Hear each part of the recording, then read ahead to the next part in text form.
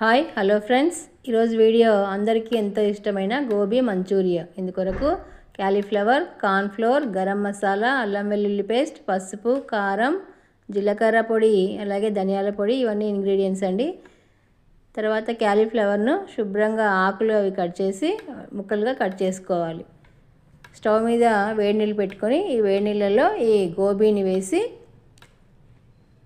తీయాలి. ఎందుకంటే ఈ గోబీలో పురుగులు ఉంటాయండి. పురుగులు ఉండడం వల్ల ఈ వేడి నీళ్ళలో వేయడం వల్ల ఈ పురుగులన్నీ కూడా పోతాయి. తర్వాత ఇందులో కార్న్ఫ్లోర్, పసుపు, కారం, అలాగే అల్లం వెల్లుల్లి పేస్ట్, జీలకర్ర పొడి, ధనియాల పొడి, ఇవన్నీ కూడా వేసి బాగా కలుపుకోవాలి. గోబీకి అంతా కూడా కలిసేటట్లు అన్నీ వేసి కలుపుకోవాలి.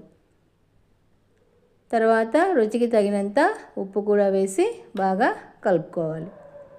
కొంచెం సేపు దీన్ని పక్కన పెట్టుకోవాలి. తర్వాత మంచూరియా కోసము ఉల్లిపాయలు ముక్కలుగా కట్ చేసుకొని పెట్టుకోవాలి. అలాగే క్యాప్సికమ్ను కూడా సన్నని ముక్కలుగా తరిగి పెట్టుకోవాలి. తర్వాత స్టవ్ వెలిగించి బాండి పెట్టుకొని ఆయిల్ వేసి ఈ క్యాలీఫ్లవర్ను వేపుకోవాలి. బాగా బంగారు వర్ణం వచ్చేంత వరకు వేపుకొని పక్కకు పెట్టుకోవాలి. తర్వాత మంచూరియా కోసం స్టవ్ వెలిగించి బాండి పెట్టుకొని కొద్దిగా ఆయిల్ వేసి ఆనియన్స్, అలాగే క్యాప్సికమ్, కొంచెం పసుపు, కొంచెం ఉప్పు వేసి తర్వాత సోయా సాస్ కూడా వేసి బాగా వేపుకోవాలి. చివరిగా టొమాటో కెచప్ వేసి కలుపుకోవాలి. తర్వాత వేయించి పెట్టుకున్న గోబీ ముక్కలను కూడా ఇందులో వేసి బాగా కలుపుకోవాలి. చివరిగా కొత్తిమీర వేసి గార్నిష్ చేసుకోవాలి. సో అంతే, ఎంతో రుచికరంగా ఉండే గోబీ మంచూరియా రెడీ.